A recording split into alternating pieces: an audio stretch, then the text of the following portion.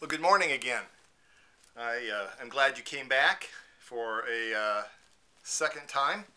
We are working our way through the Gospel of Matthew, and we began yesterday with Matthew chapter 1, verse 1. Let me just read that again to you. The book of the genealogy of Jesus Christ, the son of David, the son of Abraham. Verse 2, Abraham was the father of Isaac, and Isaac the father of Jacob, and Jacob the father of Judah and his brothers. Yesterday we talked a little bit about what it means to be the Christ, the anointed one. And then we see here that Jesus was also the son of David and the son of Abraham. Why do you think that Matthew would have started out his gospel, again writing to Jewish Christians, by beginning saying not only is he Jesus the Christ, the Messiah, the anointed one, but he is also the son of David? Well, David really was the high point in Jewish history. He had the greatest kingdom, he and his son Solomon. And yet there was a time when David was just a youngster that we know that David was nothing but a shepherd. He was the youngest of all of his brothers, and really no one expected too much out of David. The person who was really in charge of the religion of the day was a fellow by the name of Samuel. And Samuel was pretty disgusted with the existing king, another man by the name of Saul. And so Samuel is praying to God, and God says to Samuel in 1 Samuel 16, verse 1, "How long will you grieve over Saul, since I have rejected him from being king over Israel?"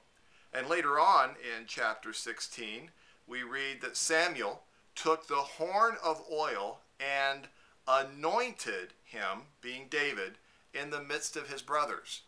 Again, we come back to this theme of anointing. Remember, yesterday we talked about Jesus, the Christ, being the anointed one, comes from, or is the son of, is from the ancestry of, the greatest king of all of Israel, a fellow by the name of David, who himself was anointed. Again, at that point in time, no one had any idea that this little shepherd boy was going to do all of the great things that he did, and certainly no one had any clue that out of his lineage would come Jesus the Christ. But throughout later scriptures in the Old Testament, we were promised that the Messiah would be from David's family. So very important for Matthew to note that.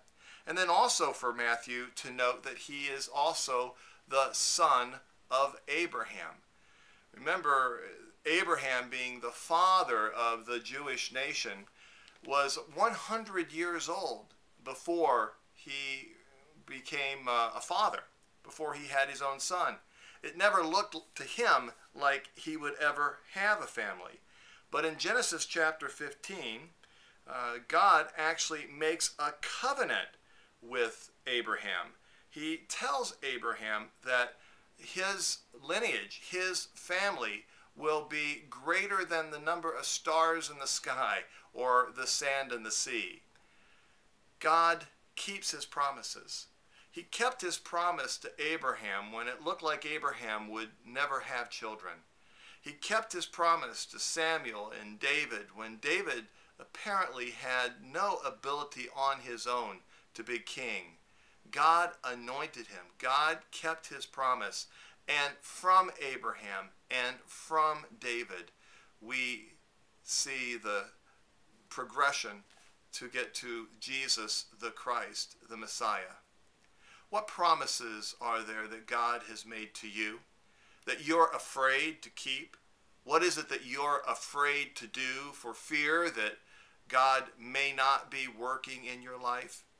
I want you to know that God is the original promise keeper.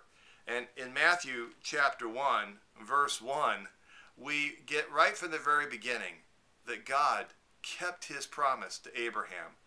God kept his promise to David. And I'm here to tell you today that God will keep his promise to you as well. Talk to you again tomorrow.